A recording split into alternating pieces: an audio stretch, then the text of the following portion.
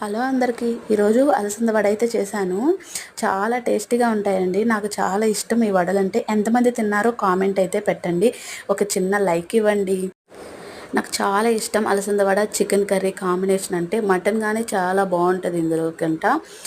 Next వచ్చేసి ఈ వడలు క్రంచీగా ఉంటేనే బాగుంటాయి. ఉద్దు వడలాగా లావుగా వేయకూడదు. పలచగా తట్టి వేస్తే క్రంచీగా ఉంటాయి.